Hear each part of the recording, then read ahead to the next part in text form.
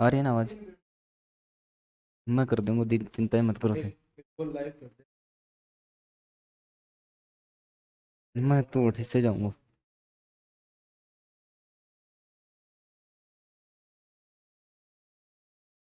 कौन करो कॉल तो?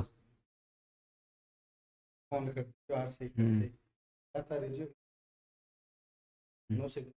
नहीं वो नहीं चालक हो तो मैं क्लास बढ़ा दूंगा, कोई दिक्कत कौन है मेरी।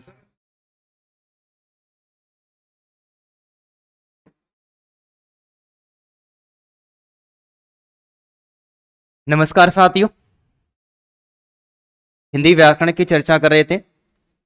और कल की जो हमारी क्लास हुई थी, उस क्लास में हमने वर्ण विचार पढ़े थे, और वर्ण विचार के अंतर्गत स्वर वर्णों का हमने अध्ययन कर लिया था।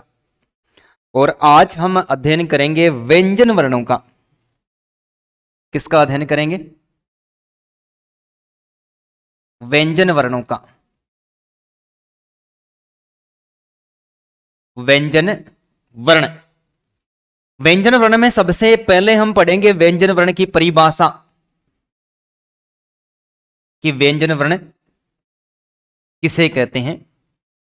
और परिभाषा में हम दो परिभाषाओं का उल्लेख करेंगे। कल हमने सबसे पहले स्वर की परिभाषा पढ़ी थी कि मुख से स्वतः उच्चारित होने वाली जो ध्वनियां होती है वो स्वर वर्ण कहलाती है। तो पहली परिभाषा और सामान्य परिभाषा निकल के आती है कि सामान्यतः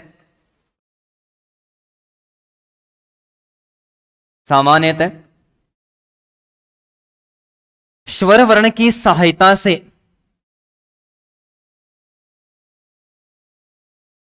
सामान्यतः स्वर वर्ण की सहायता से उच्चारित उच्चारित यानी बोली जाने वाली, स्वर वर्ण की सहायता से उच्चारित होने वाली ध्वनियां,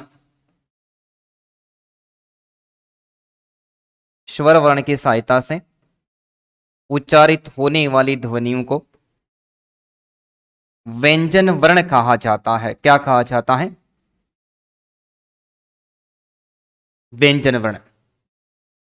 मुख से स्वतः उच्चारित होने वाली ध्वनियां होती है वो तो स्वर वर्ण कहलाती है, और स्वर की सहायता से जितने भी व्यंजन वर्ण पढ़ेंगे वो सारी की सारी ध्वनियां होती है वो स्वर वर्णों की सहायता से बनी हुई होती हैं। तो स्वर वर्ण की सहायता से उच्चारित उच्चारित शब्द उच्चारण से बना है। उच्चारित शब्द किससे बना है? उच्चारण से बना है। और शाब्दिक अर्थ क्या होता है? बोलना। तो यहां पर भी हमारे सामने दो प्रकार की परिभाषा होगी। स्वर वर्ण की सहायता से उच्चारित होने वाली ध्वनियां व्यंजन वर्ण कहलाती है, या स्वर वर्ण की सहायता से बोली जाने वाली जो ध्वनियां होती हैं उन्हें भी व्यंजन वर्ण के नाम से भी पुकारा जाता है। और इस परिभाषा की व्याख्या करते हैं तो व्याख्या के अंतर्गत निकल के आता है कि किसी भी व्यंजन वर्ण का उच्चारण करने पर, किसी भी व्यंजन वर्ण का उच्चारण करने पर उच्चारण करने पर फेफड़ों से उठी हुई श्वास वायु, उच्चारण करने पर फेफड़ों से उठी हुई श्वास वायु,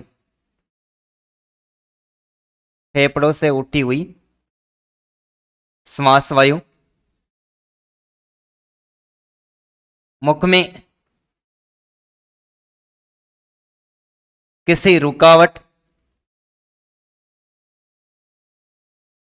ऑब्लिक बाधा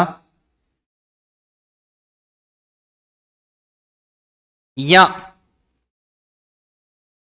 संघर्ष के बाद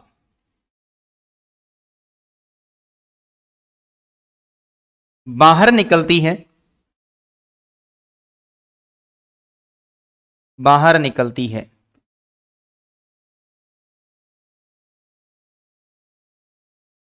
तो वह व्यंजन वर्ण कहलाती है। दोस्तों दो प्रकार की परिभाषाओं का उल्लेख किया है। पहली परिभाषा जो सामान्य परिभाषा, सामान्यतः स्वर वर्णों की सहायता से, किसकी सहायता से? स्वर वर्णों की सहायता से उच्चारित होने वाली ध्वनियां क्या कहलाती है? व्यंजन वर्ण कहलाती है। अर्थात किसी भी व्यंजन वर्ण का उच्चारण करने पर, किसी भी व्यंजन वर्ण का उच्चारण करने पर हमारे फेफड़ों से उठी हुई श्वास वायु मुख में किसी रुकावट कल भी चर्चा करी थी कि मुख में 8 प्रकार के उच्चारण स्थान होते हैं और 8 प्रकार के उच्चारण स्थानों के अंतर्गत क्या होता है, जब व्यंजन वर्णों का उल्लेख करते हैं तो आपस में श्वास वायु का टकराव, संघर्ष या बाधा उत्पन्न होती है। तो मुख में किसी रुकावट, किसी बाधा या संघर्ष के बाद बाहर निकलती है तो वह ध्वनि क्या कहलाती है दोस्तों, वह ध्वनि व्यंजन वर्ण कहलाती है।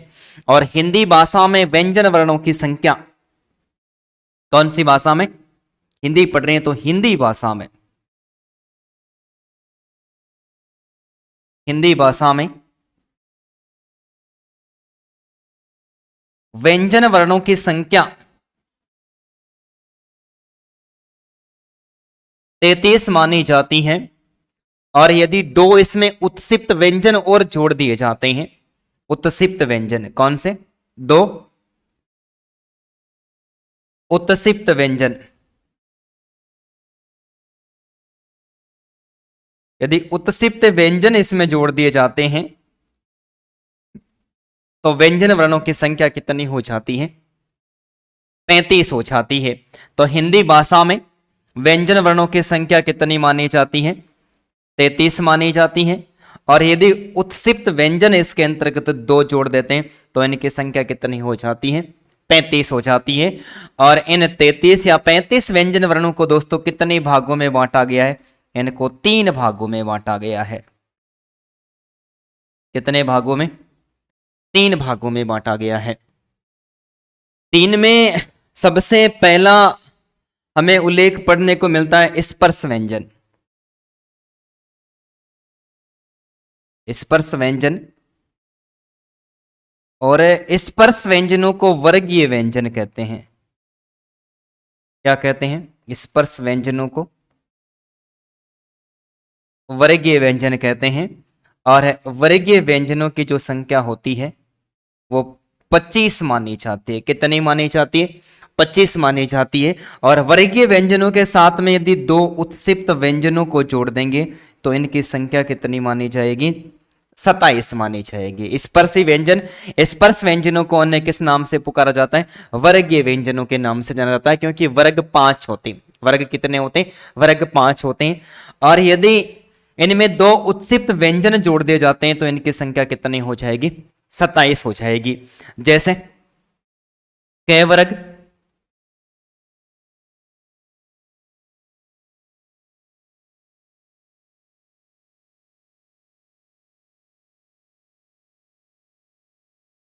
कै वर्ग, कै वर्ग में भी 5 वर्ण, कै वर्ग, च वर्ग, तय वर्ग, तय वर्ग और तय के साथ में पै वर्ग।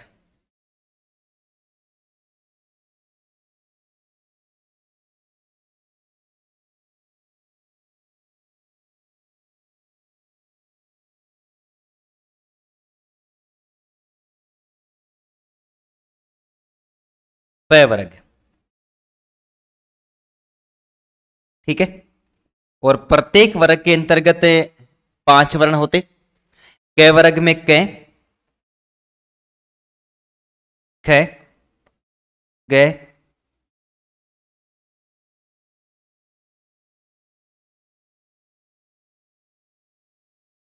कै, ख,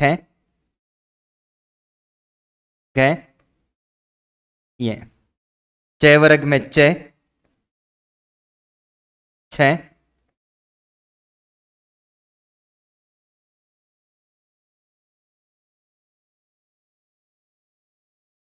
ज, झ और ये। ट वर्ग में ट, ठ, ड। और ड के साथ में यहां पर हम जोड़ देते हैं उत्सिप्त व्यंजन, ड, फिर ढ, और ढ के साथ में भी उत्सिप्त व्यंजन जिसके नीचे बिंदु लगी हुई होती है। और अण, त में त, थ, द, ध, न, प, फ। ब, भ और भ के साथ में मैं। तो स्पर्श व्यंजनों को स्पर्शी व्यंजन, क्योंकि मुख्य अंतर्गत जो 8 प्रकार के उच्चारण स्थान होते हैं, 8 प्रकार के उच्चारण स्थानों में इनका आपस में किसी न किसी अंग के साथ में श्वास वायु का स्पर्श होता है और 5 वर्गों को इसके अंतर्गत शामिल किया जाता है, इसलिए इनको वर्गीय व्यंजन कहते हैं। कितने कहते हैं? वर्गीय व्यंजन।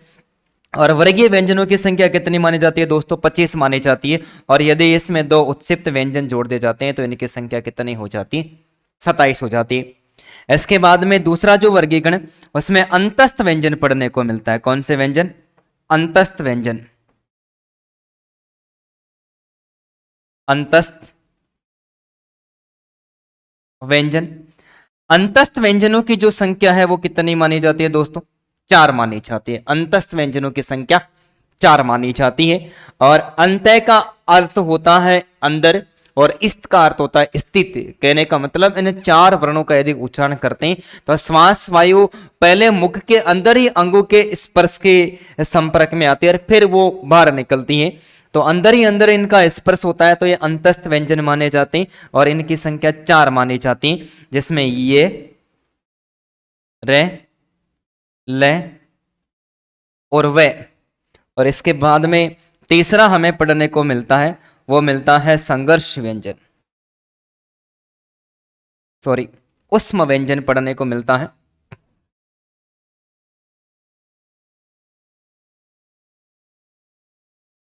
तीसरा जो पढ़ने को मिलता है वो मिलता है उष्म व्यंजन।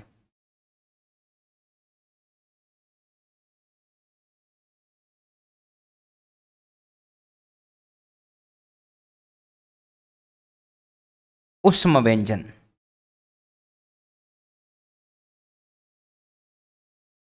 उष्म व्यंजन का मतलब इन वर्णों का उच्चारण करने पर, ये भी 4 वर्ण माने जाते हैं, और इन वर्णों का उच्चारण करने पर उष्मा स्पर्श और अंतस्थ व्यंजनों से अधिक लगती है, इसलिए इनको उष्म व्यंजन माना जाता है। और उष्म व्यंजनों की संख्या 4 मानी जाती है। तालव्य से, मूर्धन्य से, दंते से और दंते के साथ में है। तो इस प्रकार 3300 व्यंजन वर्ण उनको 3 भागों में बांटा गया है। तो एक बार फिर से चर्चा करते हैं। स्वर की सहायता से व्यंजन वर्णों की सबसे पहले परिभाषा का उल्लेख करते हैं कि स्वर की सहायता से उच्चारित होने वाली ध्वनियां व्यंजन वर्ण कहलाती है। अर्थात किसी भी व्यंजन वर्ण का उच्चारण करने पर श्वास वायु मुख में किसी रुकावट, किसी बाधा या संघर्ष के बाद बाहर निकलती है तो वह ध्वनि व्यंजन वर्ण कहलाती है। हिंदी भाषा में व्यंजन वर्णों की संख्या 33 मानी जाती है। और यदि उत्सिप्त व्यंजनों को साथ में जोड़ दिया जाता है तो कितनी मानी जाती है? 35। और जिनको कितने भागों में बांटा गया? जिनको 3 भागों में बांटा गया है। कितने भागों में? 3 भागों में बांटा गया है। सबसे पहला स्पर्शी व्यंजन, इनको वर्गीय व्यंजन के नाम से भी जाना जाता है और इनकी संख्या 25। और इसमें उत्सिप्त व्यंजन शामिल करते हैं तो दोस्तों कितनी हो जाएगी? 27 हो जाएगी। वर्ग 5 माने जाते हैं और प्रत्येक वर्ग में 5 वर्ण होते हैं तो इनकी संख्या कितनी होगी?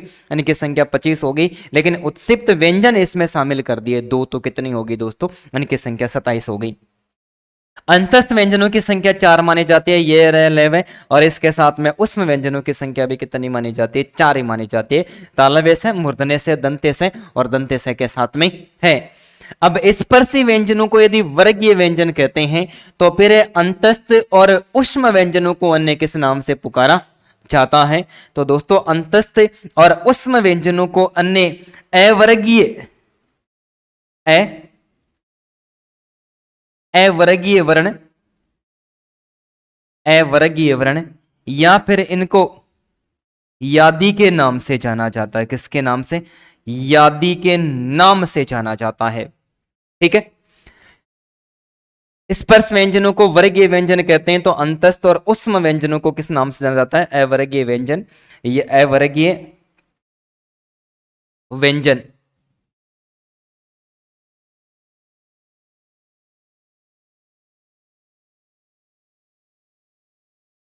अवर्गीय व्यंजन,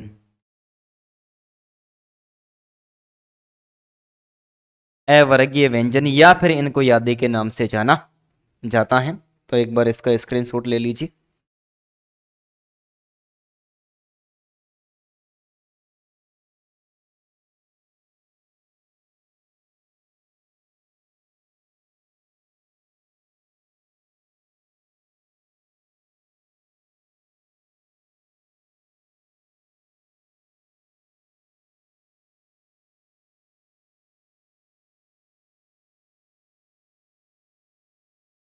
ठीक है। तो इस प्रकार 33 व्यंजन वर्णों को 3 भागों में बांटा गया था। इसके अलावा भी हमें पढ़ने को मिलता है संयुक्त व्यंजन। कौन से व्यंजन? संयुक्त व्यंजन।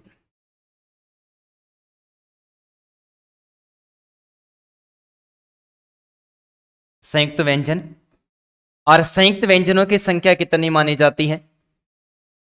4 मानी जाती है। ये संयुक्त इसलिए कहा गया है कि ये व्यंजन वर्णों के मेल से बने हुए होते हैं। किनसे? एक ही प्रकार के व्यंजन वर्णों के, एक ही प्रकार के व्यंजन वर्णों के मेल से बनते हैं। ठीक है, एक ही प्रकार के।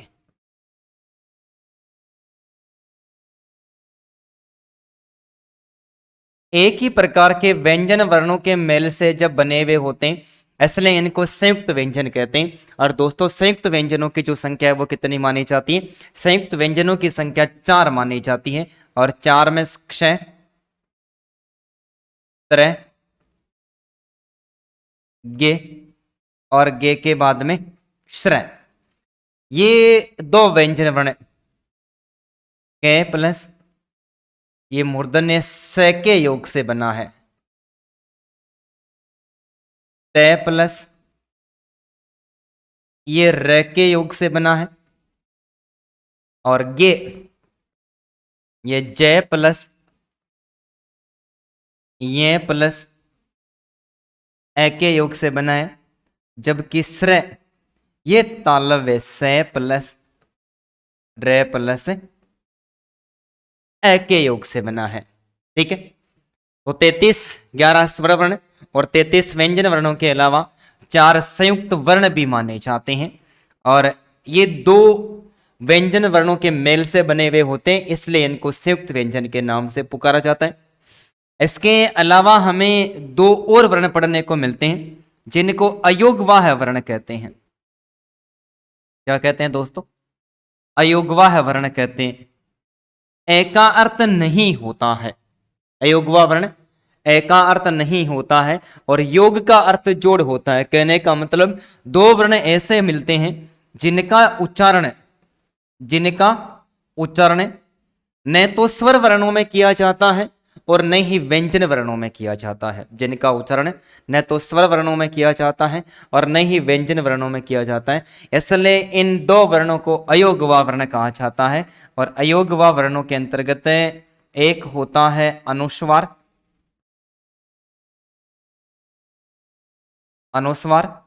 और दूसरा होता है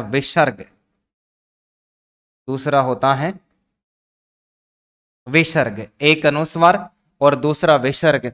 अनुस्वार और विसर्ग को स्वर और व्यंजन दोनों ही वर्णों के अंतर्गत शामिल नहीं किया जाता है, इन दोनों के अंतर्गत शामिल नहीं किया जाता है।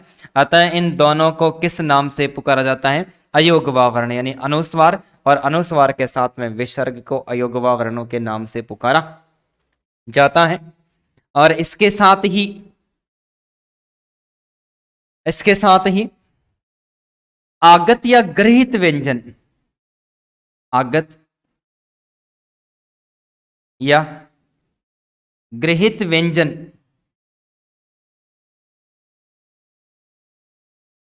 आगत या गृहीत का अर्थ होता है ये विदेशी भाषा से ग्रहण किए होते हैं।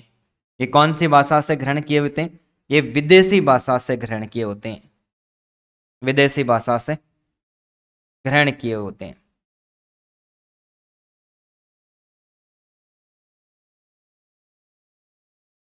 विदेशी भाषा से,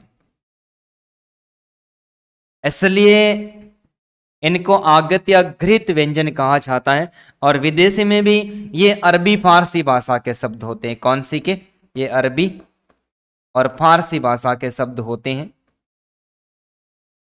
और आगत व्यंजनों की जो संख्या मानी जाती है दोस्तों, वो कितनी मानी जाती है?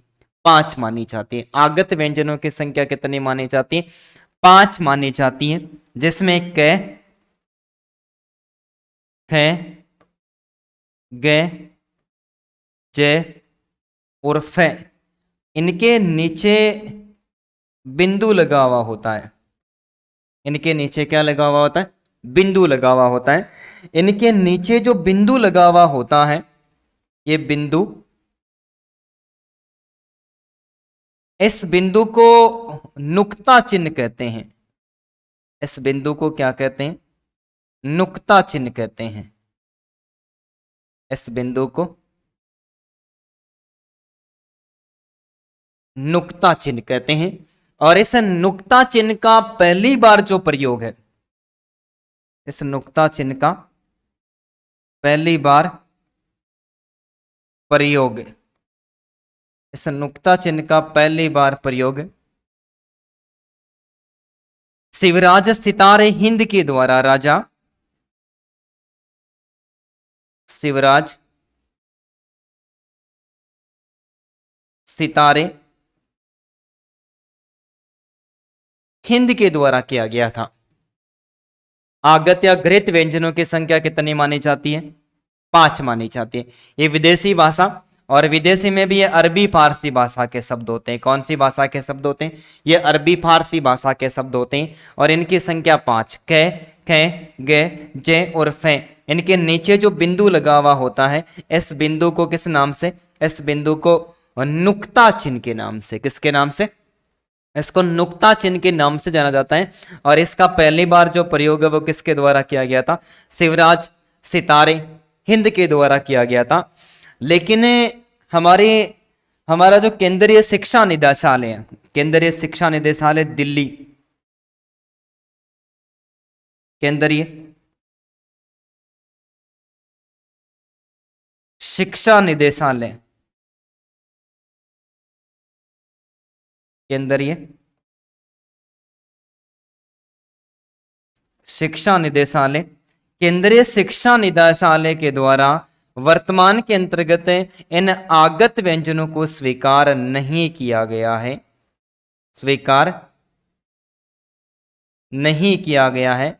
लेकिन जहां पर किसी भी प्रकार का अर्थ भेद करना होता है दोस्तों, क्या करना होता है? अर्थ भेद करना होता है। तो अर्थ भेद करना होता है तभी इनका प्रयोग किया जाता है। और अर्थ भेद के समय वर्तमान में इसे केंद्रीय शिक्षा निदेशालय के द्वारा इन 5 को हटाकर 5 में से वर्तमान में 3 को ही ग्रहण किया गया है। और 3 को, जिसमें एक ख को शामिल किया गया, एक ज को शामिल किया गया है और एक फे को, इन 3 वर्णों को वर्तमान के अंतर्गत शामिल किया गया है। और अर्थ भेद करने के लिए ही इनका प्रयोग किया जाता है। जैसे मैं यहां पर एक राज लिखता हूं और एक और राज लिखता हूं, और इस राज के नीचे नुक्ता चिन्ह लगा हुआ है। क्या लिखा हुआ है? नुक्ता चिन्ह लगा हुआ है। तो इस राज का अर्थ हो जाएगा प्रशासन। क्या हो जाएगा? प्रशासन। और राज लिखा हुआ है, इस राज का अर्थ हो जाएगा रहस्य। एक राज का अर्थ हो जाएगा प्रशासन और दूसरे राज का अर्थ क्या हो जाएगा? रहस्य हो जाएगा। एक राज का अर्थ प्रशासन हो जाएगा और दूसरे राज का अर्थ क्या हो जाएगा? रहस्य हो जाएगा। तो इस प्रकार का अर्थ भेद करने के लिए, इस प्रकार का अर्थ भेद करने के लिए किसी भी शब्द के नीचे किसका प्रयोग किया जाता है? नुक्ता चिन्ह का प्रयोग किया जाता है। तो एक बार फिर से पढ़ते हैं कि संयुक्त व्यंजनों की संख्या कितनी मानी जाती है? 4 मानी जाती है। और एक ही प्रकार के व्यंजन वर्णों से बने हुए होने के कारण इनको संयुक्त व्यंजन कहा जाता है, जिसमें सबसे पहले क्षय, त्रय, गे और श्रय को शामिल किया जाता है। इसके अलावा अयोगवाह वर्ण, अयोगवाह वर्णों की संख्या 2 माने जाते हैं, एक अनुस्वार और दूसरा विसर्ग। आगत या घृत व्यंजनों की संख्या 5 मानी जाती है। ये अरबी, फारसी, विदेशी भाषा के शब्दों से ग्रहण किए गए थे और इनके नीचे लगे हुए बिंदु को नुक्ता चिन्ह कहते हैं। इसका प्रयोग शिवराज सितारे हिंद के द्वारा किया गया था। लेकिन केंद्रीय शिक्षा निदेशालय, और केंद्रीय शिक्षा निदेशालय दोस्तों कहां पर है? ये दिल्ली पर है। कहां पर है? ये दिल्ली में है। और इसके द्वारा वर्तमान के अंतर्गत 5 में से 2 को हटाकर 3 को शामिल किया गया है और कहा गया है कि इनको स्वीकार नहीं किया गया है। और इस बात का इस बात को प्रकट किया गया है कि अर्थ भेद करने के लिए जहां पर किसी शब्द में अलग अलग अर्थ ग्रहण करने होते हैं वहीं पर इनका प्रयोग किया जा सकता है, बाकी इनको पाठ्यक्रम में शामिल नहीं किया जा सकता। तो यहाँ पर दोनों शब्द राज लिखा हुआ है लेकिन एक के नीचे नुक्ता चिन्ह लगा हुआ है, इसलिए इसको किस नाम से जाना जाता है? गृहीत व्यंजन के नाम से जाना जाता है। तो अब हमारे सामने प्रश्न बनते हैं स्वर और व्यंजन वर्णों के अंतर्गत दो प्रकार के प्रश्न बनते। तो सबसे पहले उन दो प्रकार के प्रश्नों की हम यहां पर चर्चा करते हैं। प्रश्न पूछा जाएगा, प्रश्न पूछा जाएगा कि हिंदी भाषा में हिंदी भाषा में वर्णों की संख्या कितनी होती है? हिंदी भाषा में वर्णों की संख्या, हिंदी भाषा में वर्णों की संख्या कितनी होती है? ठीक है, हिंदी भाषा में वर्णों की संख्या कितनी होती है। एक प्रश्न तो ये हो गया। दूसरा प्रश्न, विकल्प में यहां पर हमें देखने को मिलेगा, जैसे मैं 33 दे देता हूं, 35 लिख देता हूं, मैं 36 लिख देता हूं, या फिर मैं 11 लिख देता हूं। ठीक है, प्रश्न का थोड़ा तरीका चेंज करेगा। हिंदी भाषा में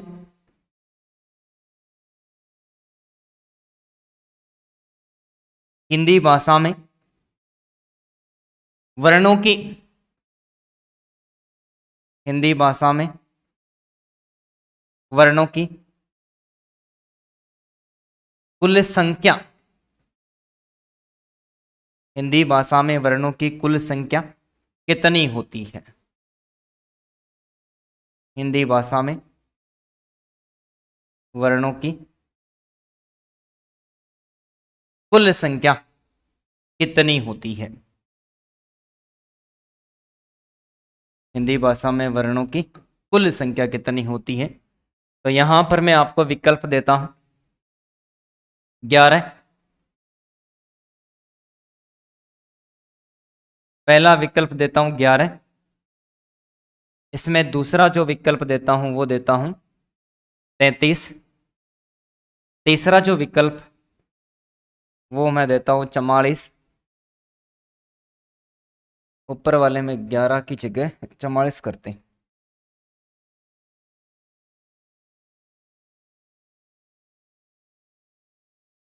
ये 44। तीसरा विकल्प मैं आपको 44 देता हूं।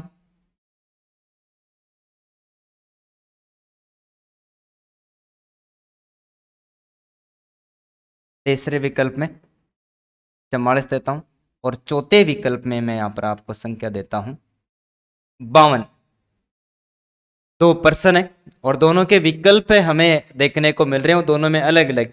हिंदी भाषा में वर्णों की संख्या कितनी होती है? तो हमने पढ़ा था कि हिंदी भाषा में वर्ण मुख्य रूप से दो ही प्रकार के माने जाते हैं और दो में एक स्वर वर्ण है। दो में एक स्वर वर्ण, एक स्वर वर्ण और दूसरा व्यंजन वर्ण। स्वर वर्ण और व्यंजन वर्ण।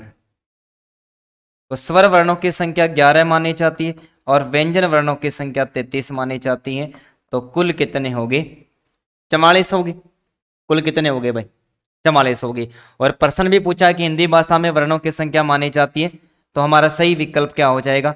4 नंबर विकल्प सही हो जाएगा कि हिंदी में वर्णों की संख्या कितनी मानी जाती है? 44 मानी जाती है। प्रश्न पूछा है कि हिंदी भाषा में वर्णों की कुल संख्या कितनी मानी जाती है, तो कुल के अंतर्गत 11 स्वर वर्ण हो गए और 33 व्यंजन वर्ण हो गए और 33 व्यंजन वर्णों के साथ में संयुक्त व्यंजनों को भी शामिल किया गया। संयुक्त व्यंजनों की संख्या कितनी होती है? 4 होती है। इसके अलावा अयोगवाह वर्ण, अयोगवाह वर्ण और अयोगवाह वर्णों की संख्या कितनी होती है? 2 होती है। और थोड़ी देर पहले पढ़ा था उत्सिप्त व्यंजन। उत्सिप्त व्यंजन और उत्सिप्त व्यंजनों की संख्या भी कितनी होती है? 2 होती है। तो 44 के अंतर्गत 8 और जोड़ दिए जाएंगे, जिसमें 4 संयुक्त व्यंजन और 2 अयुग्मा वर्ण और 2 उत्सिप्त व्यंजन। तो 8 और जोड़ने के अंतर्गत इनकी जो संख्या हो जाती है वो कितनी हो जाती है? 52 हो जाती है। कितनी हो जाती है? 52 हो जाती है। तो यहाँ पर 2 प्रकार के प्रश्न पूछेगा कि हिंदी भाषा में वर्णों की संख्या कितनी होती है। तो हिंदी भाषा में वर्ण 2 प्रकार के होते हैं, जिसमें एक स्वर वर्ण होता है और दूसरा व्यंजन वर्ण होता है, और दोनों के स्वर वर्णों की संख्या 11 होती है और व्यंजन वर्णों की संख्या 33 होती है। तो वर्ण कितने हो गए? 44 हो गए। प्रश्न पूछा है कि हिंदी भाषा के अंतर्गत वर्णों की कुल संख्या, तो कुल में स्वर, व्यंजन वर्ण, इसके अलावा संयुक्त वर्ण और संयुक्त वर्णों के साथ में अयोग्य और अयोग्य वर्णों के साथ में उत्सिप्त व्यंजनों को यदि शामिल कर दिया जाता है तो हिंदी भाषा के अंतर्गत वर्णों की जो कुल संख्या होती है वो कितनी होती है दोस्तों? वो 52 हो जाती है। तो यहां पर हमारा सही उत्तर क्या हो जाएगा? 52 हो जाएगा। कुल संख्या पूछे तो 52 याद रखना है, और हिंदी के अंतर्गत वर्णों की संख्या कितनी होती है और 52 विकल्प नहीं है, तो स्वर और व्यंजन वर्ण पूछता है तो कितनी हो जाएगी दोस्तों? वो 44 हो जाएगी।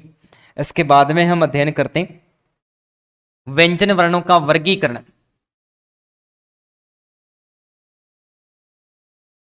व्यंजन वर्णों का वर्गीकरण।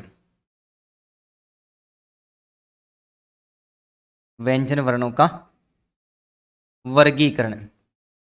दोस्तों व्यंजन वर्णों का जो वर्गीकरण है वो 2 आधारों पर किया जाता है। व्यंजन वर्णों का जो वर्गीकरण है वो कितने आधारों पर किया जाता है? व्यंजन वर्णों का वर्गीकरण 2 आधारों पर किया जाता है। 2 आधारों पर किया जाता है। 2 में सबसे पहला है उच्चारण स्थान के आधार पर। उच्चारण स्थान के आधार पर।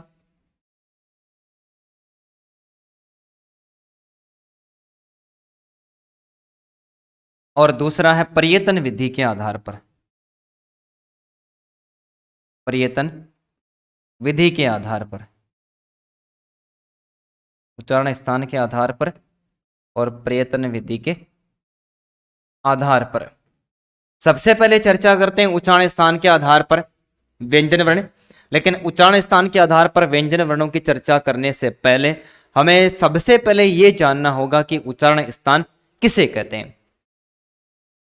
उच्चारण स्थान किसे कहते हैं? तो हमारे मुख में प्रत्येक वर्ण का उच्चारण करने के लिए उच्चारण स्थान होता है, और उनमें से किसी भी स्वर वर्ण या व्यंजन वर्ण दोनों का किसी भी वर्ण का उच्चारण करने पर हमारे मुख का कोई एक अंग, हमारे मुख का कोई एक अंग अधिक सक्रिय हो जाता है। हमारे मुख का कोई एक अंग अधिक सक्रिय हो जाता है, वही अंग उस वर्ण का क्या मान लिया जाता है? उच्चारण स्थान मान लिया जाता है। अलग से परिभाषा निकल के नहीं आ रही कि उच्चारण स्थान किसे कहते हैं। ठीक है, तो हमारे मुख में उच्चारण स्थान होते हैं, और उनमें से स्वर और व्यंजन कोई सा भी वर्ण है, स्वर और व्यंजन वर्ण उसका उच्चारण करने पर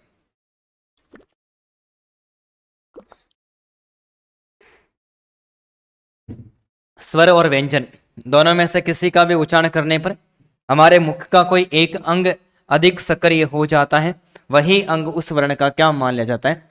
उच्चारण स्थान मान लिया जाता है। सबसे पहला जो उच्चारण स्थान पढ़ेंगे वो है कंठ स्थान। कंठ स्थान,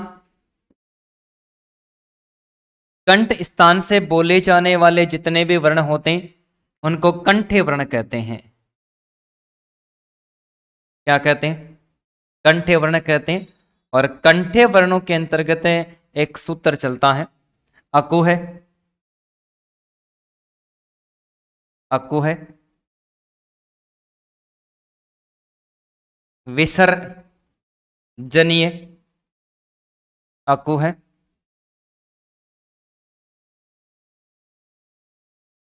विसर्जनीय अकु है, विसर्जनीय नाम कंठे। ठीक है। अब इस सूत्र के अंतर्गत कंठ स्थान से जितने भी बोले जाने वाले वर्ण हैं वो सारे के सारे, यहां पर सबसे पहले ए लिखा हुआ है, तो ए के साथ में ए और आ, ए और आ का यदि हम उच्चारण करते हैं तो ए और आ का उच्चारण भी कंठ स्थान से होता है। यहां पर कु लिखा हुआ है, इसका अर्थ होता है क वर्ग। क वर्ग में कितने वर्ण? 5 वर्ण। क, ख, ग, घ और ये। इसके अलावा है, और है के साथ में विसर्ग, है के साथ में विसर्ग। ठीक है, तो इनका उच्चारण किसके द्वारा? कंठ।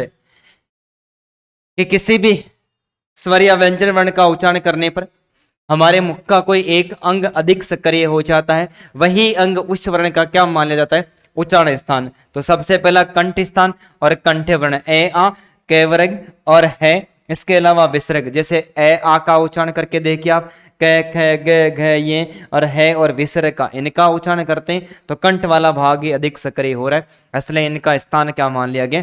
कंठ स्थान। कंठ। दूसरा वर्गीकरण पढ़ने को मिलता है तालो स्थान। तालो स्थान।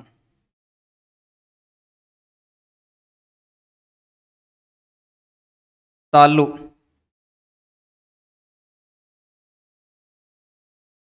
तालु स्थान से बोले जाने वाले जो वर्ण है वो तालव्य वर्ण कहलाते हैं।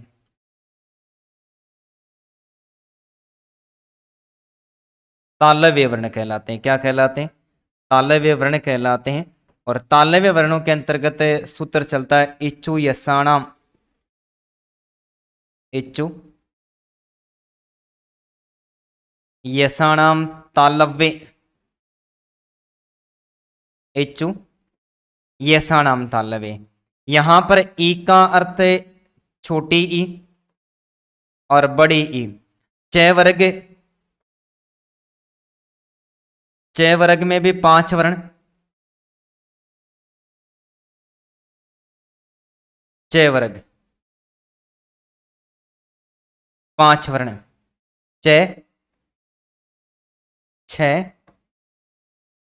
च, छ के साथ में ये, इसके अलावा ये और ये के साथ में पहला स। दोस्तों इसको पहला स नहीं बोलते, इसको तालव्य स। इसका स्थान है तालो स्थान, तालव्य वर्ण, इसको तालव्य वर्ण के नाम से जाना जाता है। तो ई, छोटी ई और बड़ी ई, और इसके अलावा तालु। तालु हमारे मुख के अंतर्गत जो बीच वाला कोमल भाग होता है, मुख में ऊपर बीच वाला भाग होता है, वो तालु स्थान होता है। तो इनका उच्चारण करने पर तालु वाले भाग में ही अधिक कंपन होता है। तो ई च वर्ग में च, छ, ज, झ, ये और श, इनका उच्चारण करने पर जीव्या या फिर संग्रह वो तालु वाले भाग में अधिक हो रहा है, इसलिए इनको तालव्य वर्ण। तो कंठ वाले स्थान से जिनका उच्चारण स्थान है, उच्चारण हो रहा है वो कंठे वर्ण, और तालु वाले स्थान से जिनका उच्चारण हो रहा है दोस्तों उनको तालव्य वर्ण के नाम से जाना जाता है। तो ए आ, क वर्ग, है, विसर्ग ये कंठे वर्ण माने जाते हैं। ई, च वर्ग, ये और स ये कौन से माने जाते हैं? ये सारे के सारे तालव्य वर्ण माने जाते हैं। इसके बाद में तीसरा मुर्दा स्थान। मुर्दा स्थान, और यहां से बोले जाने वाले वर्णों को मूर्धन्य वर्ण कहते हैं। क्या कहते हैं? मूर्धन्य वर्ण कहते हैं दोस्तों। मूर्धन्य वर्ण, मूर्धा मतलब मसूड़े वाला भाग, इनका उच्चारण करने पर मसूड़े वाले भाग में ही ज्यादा कंपन होता है। तो मुर्दा स्थान मूर्धन्य वर्ण। तो कंठ हो गया, तालु हो गया और मुर्दा हो गया। यहां पर सूत्र निकल के आता ऋतु रसाणाम। ऋतु रसाणाम मूर्धा। ऋतु रसाणाम मूर्धा। तो इसके अंतर्गत एक तो री हो गया, री के साथ में ट वर्ग हो गया, ट वर्ग में ट, है, डे, और इसके अलावा उत्तसिप्त व्यंजन हो गए। और ढ के साथ में अण। इसके बाद में ये आ गया तो इसमें र, और र के साथ में ये दूसरा स। इसको दोस्तों दूसरा स नहीं बोलकर इसको मूर्धन्य स के नाम से पुकारा जाता है। किसके नाम से? मूर्धन्य स। तो कंठ, तालु, मुर्दा, और मुर्दा के बाद में जो आता है वो आता है दंत स्थान। दंत स्थान। और यहां से जो वर्ण बोले जाते हैं उनको दंते वर्ण कहते हैं। क्या कहते हैं? दंते वर्ण कहते हैं। और यहां पर इसका सूत्र चलता है लरितु। लरितु,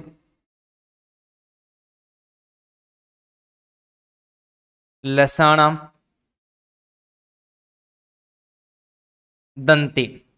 लरी हिंदी भाषा में काम में लिया नहीं जाता है, इसलिए ये कौन सी भाषा का शब्द है? ये संस्कृत। कौन सी? संस्कृत में काम में लिया जाता है। इसके अलावा तय वर्ग,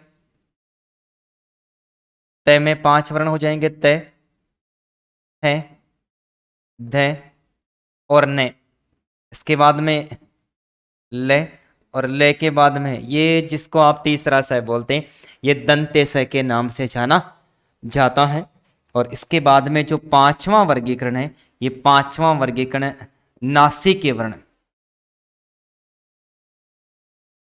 कौन से वर्ण? नासिक वर्ण। ठीक है। तो जिनका उच्चारण स्थान कंठ होता है वो कंठे वर्ण कहलाते हैं, और जिनका जो उच्चारण स्थान होता है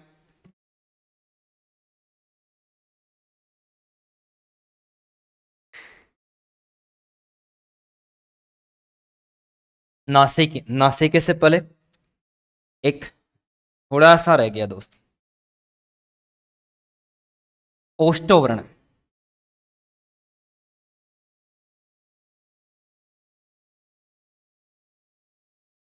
कंठ, तालु, मुर्दा, दंते और ओष्ठो।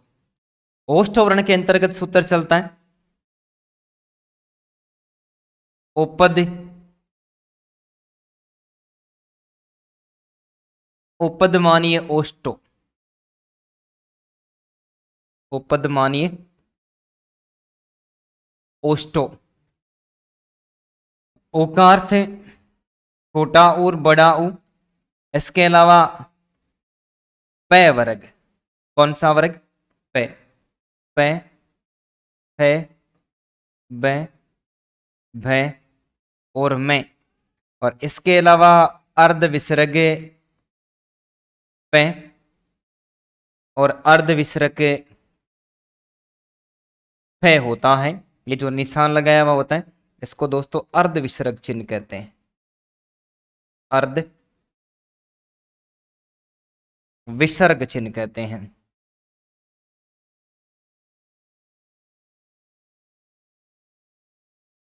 ये अर्ध विसर्ग चिन्ह होता है। तो इनका उच्चारण केवल ओष्ठ से ही होता है, ओ उ। इसके अलावा प वर्ग और प के साथ में अर्ध विसर्ग प और अर्ध विसर्ग फ। प और फ, इन दोनों का भी उच्चारण किसके द्वारा? ओष्ठों के द्वारा ही किया जाता है। और इसके बाद में हमें जो उच्चारण पढ़ने को मिलता है वो नासिक वर्ण पढ़ने को मिलता है। कौन सा? नासिक वर्ण। यानी इनका उच्चारण स्थान लगभग नासिका से होता है। तो नासिक के जो वर्ण होते हैं ये प्रत्येक वर्ग का 5वां वर्ण होता है। प्रत्येक वर्ग का 5वां वर्ण। प्रत्येक वर्ग का 5वां वर्ण। ठीक है। प्रत्येक वर्ग का 5वां वर्ण। तो पहले का ये अण, अण के साथ में न और न के साथ में मैं। अब यहां पर एक नया प्रश्न बन के आ गया कि यदि नासिक के स्थान दे दिया, नासिक का स्थान दे दिया, क्या दे दिया? नासिक का स्थान आ जाता है। प्रश्न पूछा जाता है। प्रश्न क्या पूछा जाता है? प्रश्न जैसे मैं का, मैं का सही उच्चारण स्थान है, मैं का सही उच्चारण स्थान है। तो विकल्प में कंठ, तालु या फिर ओष्ठ, और ओष्ठ के साथ में यदि नासिका देता है, ओष्ठ के साथ में क्या देता है, नासिका, क्योंकि मैं की गणना नासिका वर्ण में भी और नासिका के साथ में ओष्ठ वर्ण में भी की गई, ओष्ठ स्थान में भी की गई और नासिका स्थान में भी की गई। यदि दोनों का विकल्प एक साथ आ जाता है तो सबसे पहले हमें नासिका को सही मानना है। किसको मानना है? सबसे पहले नासिका को सही मानना है। नासिका और ओष्ठ दोनों विकल्प में होते हैं और विकल्प यदि दोनों लिखा हुआ होता है तो हमें दोनों को सही मानना है, ठीक है। और यदि नासिका नहीं दिया हुआ होता है, केवल ओष्ठ दिया हुआ होता है, तो दोस्तों किसको सही मानना है? केवल और केवल ओष्ठ को ही सही मानना है। तो इस प्रकार से मुर्दा, दंत, ओष्ठ और नासिका स्थान हो गया। और नासिका के बाद में जो स्थान आते हैं जिसके अंतर्गत वर्णों को एक साथ दो स्थानों के साथ में उनका उच्चारण होता है, तो उनका उच्चारण स्थान भी अलग अलग मान लिया जाता है। तो सबसे पहले कंठ तालव्य वर्ण, कंठ तालव स्थान, कंठ तालो स्थान, कंठ तालव्य वर्ण कहते हैं इनको, कंठ तालव्य वर्ण, ठीक है। इसमें दो वर्णों को शामिल किया जाता है, ए और ऐ, क्योंकि ए शब्द है वो ए प्लस ई के योग से बनता है। तो ए का उच्चारण है वो कंठ से होता है और ई का उच्चारण तालु से होता है। दोनों से मिलकर बने हुए ये कंठ तालव्य वर्ण या फिर कंठ तालु स्थान से बोले जाते हैं, कंठ तालु, ठीक है। फिर कंठ ओष्ठ,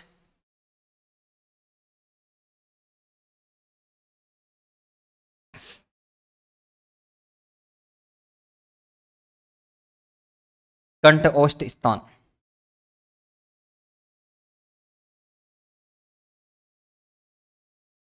कंठोष्ठ स्थान वर्ण क्या कहलाएंगे? कंठोष्ठ वर्ण,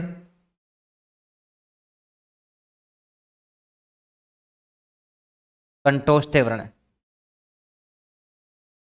ठीक है। इनकी संख्या भी दो मानी जाती है, ओ औ, ओ औ, और इसके अलावा दंतोष्ठ, दंतोष्ठ स्थान क्या कहलाएंगे?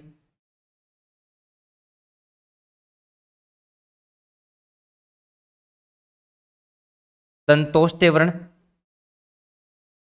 और इसकी संख्या एक होती है वह, और सबसे लास्ट में जीवा मूलीय वर्ण, जीव्या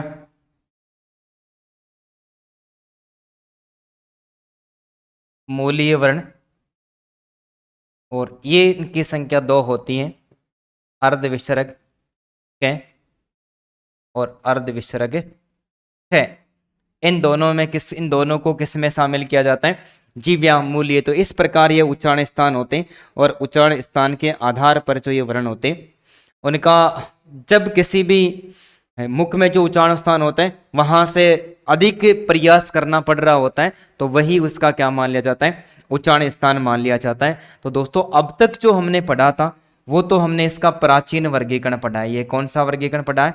ये प्राचीन वर्गीकरण। लेकिन यहां पर दो प्रश्न अलग से भी निकल के आते हैं कि प्राचीन के साथ साथ हमें आधुनिक वर्गीकरण भी पढ़ने को मिलता है। प्राचीन के साथ साथ कौन सा वर्गीकरण? आधुनिक वर्गीकरण। और आधुनिक वर्गीकरण के अंतर्गत कुछ विद्वानों के द्वारा दो प्रकार के उच्चारण स्थान स्वीकार किए गए, जिसमें एक वत्स स्थान और दूसरा काकल स्थान। एक वत्स स्थान और दूसरा काकल स्थान। ठीक है, तो ये वत्स से वर्ण हो जाएंगे, ये वत्स से वर्ण हो जाएंगे, और ये काकल्य वर्ण हो जाएंगे। क्या हो जाएंगे? काकल्य वर्ण हो जाएंगे। ठीक है, दो अन्य उच्चारण स्थान भी स्वीकार किए गए, जिसके अंतर्गत वत्स स्थान और काकल्य स्थान स्वीकार किए गए। वत्स स्थान के अंतर्गत तीन वर्णों को स्थान दिया गया। कितने को? तीन वर्णों को स्थान दिया गया, जिसमें एक न, एक ल और एक स स्वीकार किए, जबकि काकल्य स्थान के अंतर्गत एक है को स्वीकार किया गया और है के साथ में किसको स्वीकार किया गया? विसर्ग को स्वीकार किया गया। अब यहां पर भी प्रश्न पूछेगा, और प्रश्न कुछ अलग तरीके का बनेगा कि जैसे है का सही उच्चारण स्थान है का सही उच्चारण स्थान है का सही उच्चारण स्थान है। पहला जो विकल्प कंठ, कंठ दे देगा, दूसरा तालु दे देगा, तीसरा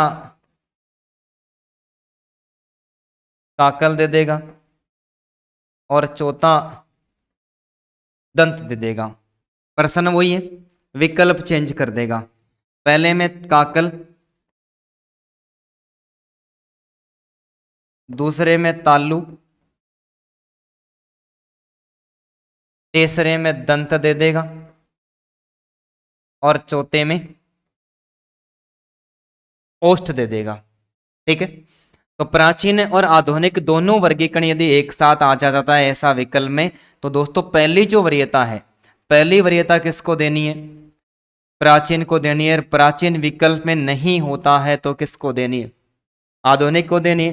कंठ प्राचीन वर्गीकरण है और काकल आधुनिक वर्गीकरण है, दोनों एक साथ है, तो इसका सही आंसर क्या हो जाएगा? कंठ हो जाएगा। लेकिन नीचे वाले में कंठ विकल्प में नहीं है, तो क्या हो जाएगा? काकल हो जाएगा। अब इसी आधार पर यहां पर देखो न दिया गया, तो न पंचम वर्ण भी है, इसलिए नासिके में भी आता है। तो यदि न का प्रश्न पूछता है, न का सही उच्चारण स्थान है, न का सही उच्चारण स्थान है, न का सही उच्चारण स्थान है, तो न ओष्ठ्य वर्ण में भी आता है,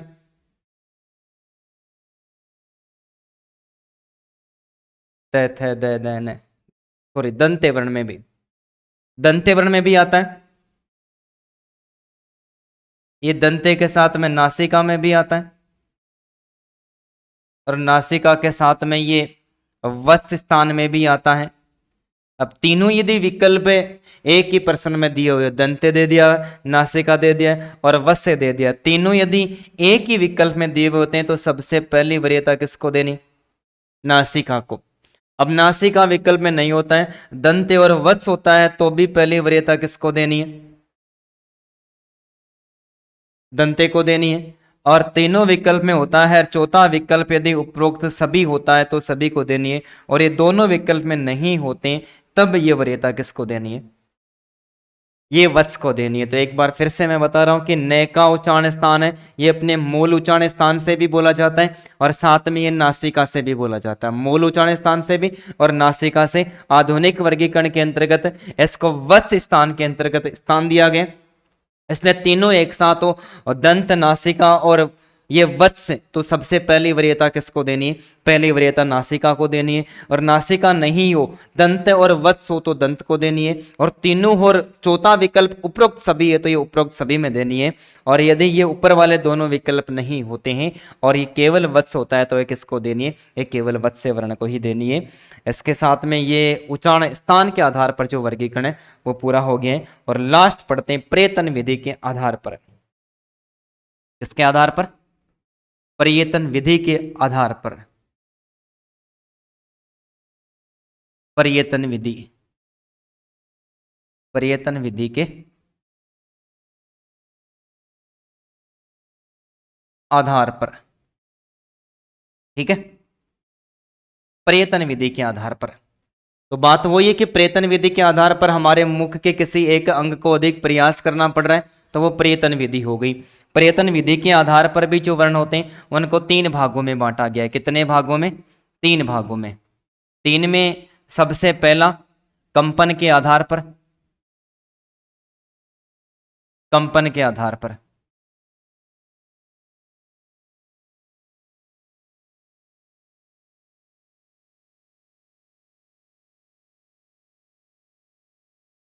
कंपन के आधार पर। दूसरा जो वर्गीकरण किया गया है वो है श्वास वायु के आधार पर, श्वास वायु के आधार पर। और तीसरा जो वर्गीकरण किया गया है वो किया गया है उच्चारण के आधार पर, उच्चारण के आधार पर। कंपन के आधार पर जो वर्ण होते हैं वो मुख्य रूप से 2 प्रकार के होते हैं। कितने प्रकार के? 2 प्रकार के। एक होता है अघोष वर्ण, अघोष वर्ण, और दूसरा होता है घोष या सघोष वर्ण, घोष या सघोष। घोष का अर्थ होता है नाद या गूंज, नाद या गूंज। घोष का अर्थ क्या होता है?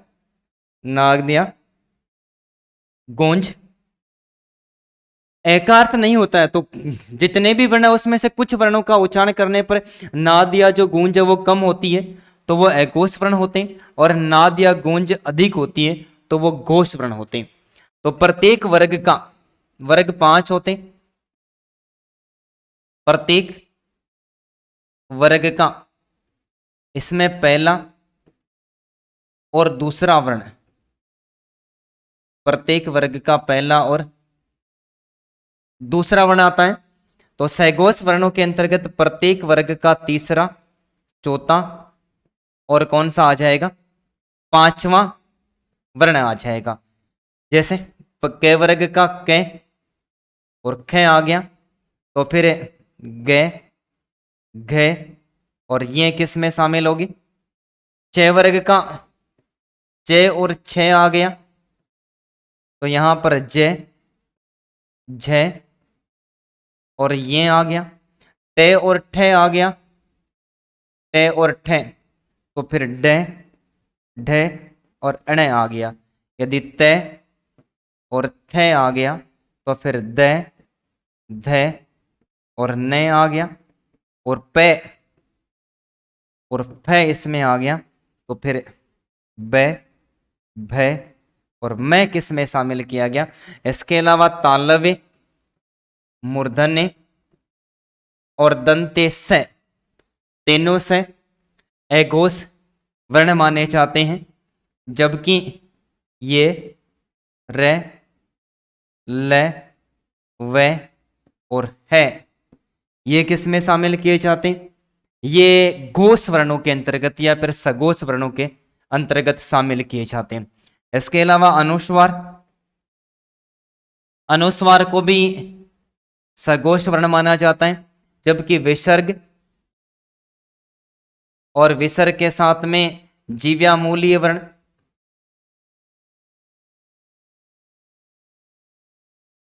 जीव्या मूलीय वर्ण, ये किसके अंतर्गत शामिल किए जाते हैं? ये अघोष के अंतर्गत शामिल किए जाते हैं। लेकिन बात स्वरों की आती है तो सभी स्वर वर्ण, सभी जो स्वर वर्ण होते हैं, ये सभी स्वर वर्ण भी किस में शामिल किए जाते हैं, ये घोष या सघोष। तो कंपन के आधार पर, कंपन का अर्थ होता है नाद या गूंज, नाद या गूंज के आधार पर स्वर वर्ण कितने प्रकार के होते हैं, 2 प्रकार के होते हैं, जिसमें एक अघोष वर्ण और दूसरा होता है सघोष या घोष वर्ण।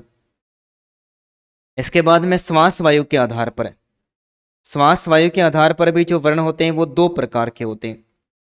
कितने प्रकार के होते हैं, 2 प्रकार के होते हैं। और 2 में एक होता है अल्प प्राण, श्वास वायु के आधार पर स्वर वर्ण कितने प्रकार के, 2 प्रकार के। 2 में एक अल्प प्राण, कौन सा, अल्प प्राण, और दूसरा महाप्राण। एक अल्प प्राण और दूसरा महाप्राण। अल्प का मतलब कम, प्राण यानी श्वास वायु। कुछ वर्णों का उच्चारण करने पर श्वास वायु कम मात्रा में बाहर निकलती है और कुछ वर्णों का उच्चारण करने पर श्वास वायु अधिक मात्रा में मुख से बाहर निकलती है। तो अल्प प्राण के अंतर्गत प्रत्येक वर्ग का विषम वर्ण, प्रत्येक वर्ग का कौन सा वर्ण, विषम वर्ण। यदि प्रत्येक वर्ग का विषम वर्ण इसके अंतर्गत शामिल हो गया तो महाप्राण के अंतर्गत क्या हो गया, प्रत्येक वर्ग का कौन सा वर्ण हो गया, सम वर्ण हो गया। कौन सा, प्रत्येक वर्ग का सम वर्ण हो गया, प्रत्येक वर्ग का सम वर्ण हो गया।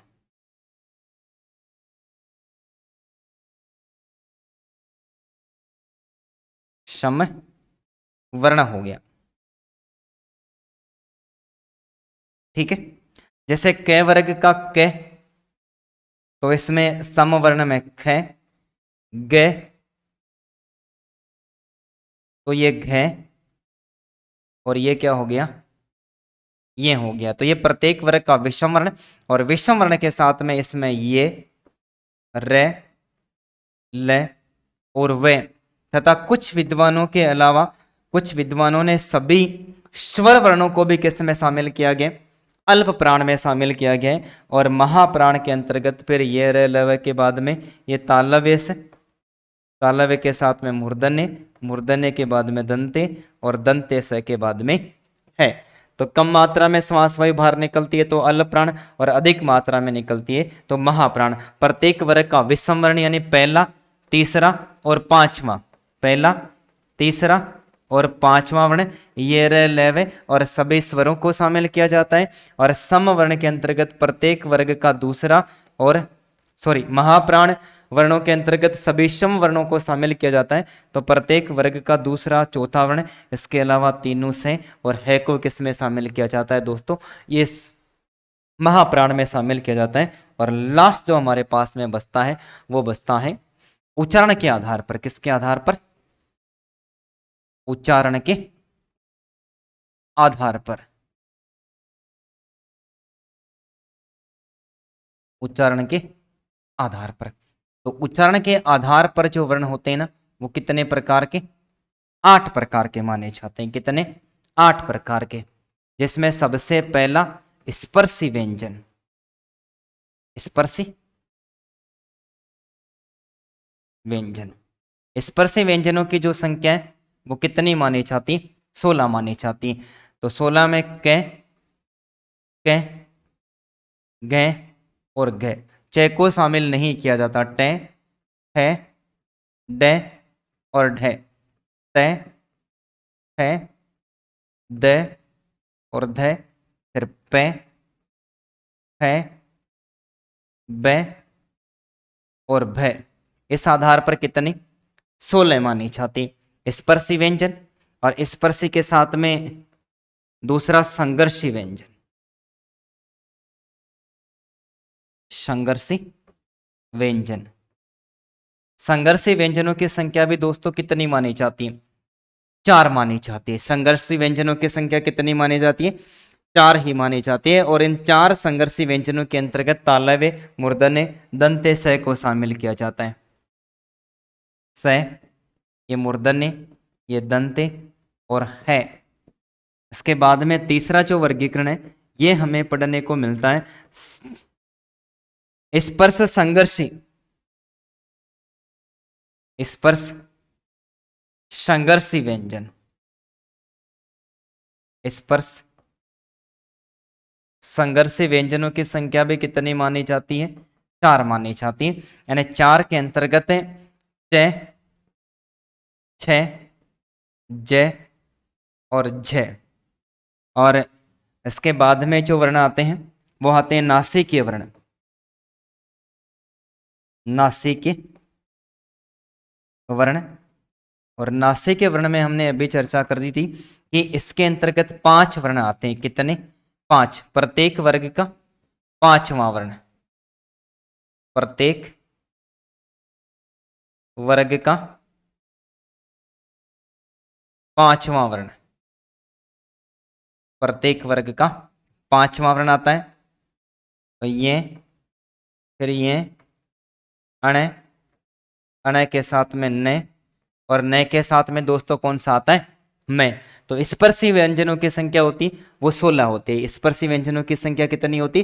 16 होती है। स्पर्शी संघर्षी व्यंजनों की संख्या 4, स्पर्श संघर्षी व्यंजनों की संख्या भी 4, और नासिक के जो व्यंजनों की संख्या होती है वो कितनी होती है दोस्तों? वो भी 4 होती है। ठीक है। इसके अलावा उत्सिप्त व्यंजन, उत्सिप्त व्यंजन कौन से व्यंजन? उत्सिप्त व्यंजनों की संख्या 2 होती है, लेकिन उत्सिप्त व्यंजनों को अन्य द्विगुणी व्यंजन भी कहते हैं।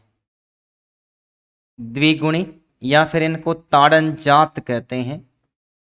उति यानी उठना, सिप्त यानी गिरना। जीव्या झटके के साथ में इनका उच्चारण करने पर एक बार ऊपर उठती है और एक बार नीचे गिरते हैं। इनकी संख्या कितनी होती है? 2 होती है, जिसमें एक डे होता है और एक डे होता है।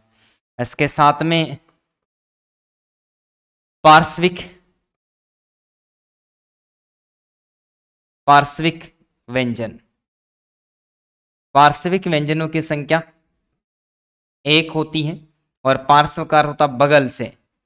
लय का उच्चारण करने पर श्वास वायु दोनों गालों के स्पर्श करती हुई निकलती है दांतों के बगल से। इसके बाद में जो वर्गीकरण होता है वो होता है परकंपित, परकंपित व्यंजन। और परकंपित व्यंजनों की संख्या कितनी होती है? 1 होती है, और 1 में माना जाता है र। और लास्ट का जो वर्गीकरण है 8वां, वो है संघर्ष हीन व्यंजन। ठीक है। और संघर्षहीन व्यंजनों की संख्या 2 मानी जाती है, जिसमें ये को शामिल किया जाता है, ये को शामिल,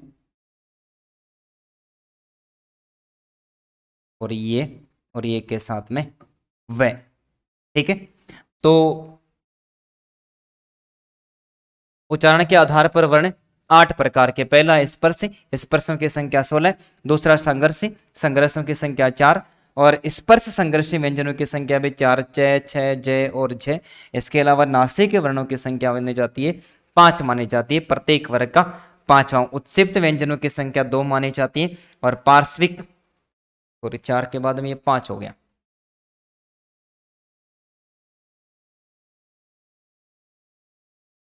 चार, ये 5वां हो गया, ये 6वां वर्गीकरण हो गया, ये 7वां हो गया, और 7वां के बाद में ये कौन सा हो गया दोस्तों? ये 8वां वर्गीकरण हो गया। तो उच्चारण स्थान के आधार पर वर्ण मुख्य रूप से कितने प्रकार के? 8 माने जाते हैं। उत्सिप्त 2, पार्श्विक 1 माना जाता है लय, और परकंपित भी 1 माना जाता है, और संघर्षहीन ये 2 माने जाते हैं, ये और वे। इस आधार पर हमारा जो एक पहला टॉपिक था वर्ण विचार का, वो वर्ण विचार का टॉपिक समाप्त होता है, और बाकी चर्चा करेंगे दोस्तों नेक्स्ट क्लास में।